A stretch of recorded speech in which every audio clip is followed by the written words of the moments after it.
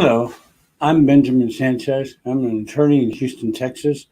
Welcome to another edition of Legal Grounds Live, where I discuss everyday legal topics that you can get some use of. In today's topic, I want to introduce you to the idea or issue of inability to pay court costs. We previously called this indigency, and in fact, in a lot of courts, someone will be known as an indigent who is unable to afford to pay for their own attorney or to pay for court costs. The idea has been around for a long time because first of all, we have open courts. So we allow people not to have a financial barrier to actually having a case in court. And furthermore, because of our open courts, we want to make sure that people are not stymied by the lack of resources. So in our law, we've developed this idea that if someone is unable to afford payment of court costs, then they should not be punished for their poverty, and they should be allowed to maintain and file their lawsuit should they so desire. Now, in Texas, we have an approved form, and I'm going to bring it up here a little bit. It sort of looks like this, and I'll give you some more detail as we go along. This week, I want to discuss the different scenarios in which this statement of inability to afford payment of court costs or an appeal bond can be used. Today, I'm just covering the general topic. So as we go into this further, what you'll see here is you'll see that the form is entitled Statement of Inability to Afford Payment of Court Costs. We get into it more, and I will scroll through this. So this has been a court-approved, state of Texas government-approved form that you can file in just about any court in Texas. And you'll see at the beginning, you can check what court you are doing this for. This is a Supreme Court approved form. You can tell by the seal around here. And you will have to put, obviously, your information in here. The purpose of this form is to allow the court, the clerk, and the parties to know what your financial condition is. So as we go through here, you will have to put your dependents, whether or not you are represented by legal aid.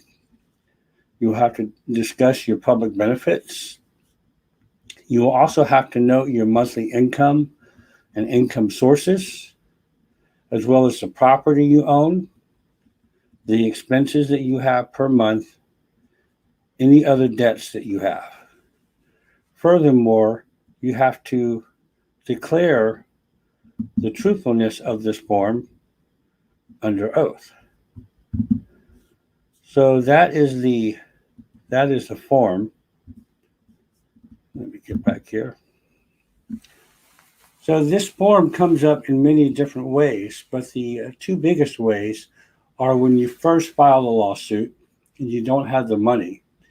You can use this form so that the clerk will at least take the lawsuit and give it a cause number and put it on record.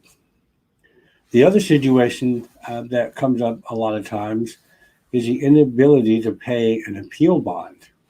And this happens in a number of different appeals, but one of the most times I see it is the appeal bond from a JP eviction judgment to a county court at law.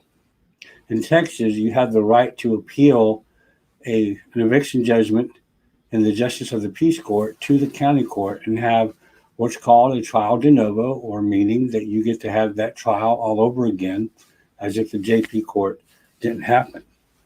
It's important to know as we go through the scenarios this week that this form has to be done under oath.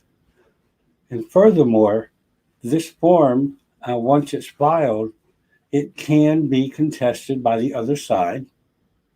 Or if later the judge finds out that there was misrepresentations or you actually have money, then the judge could also decide on his or her own to deny the statement and basically force you to pay those costs.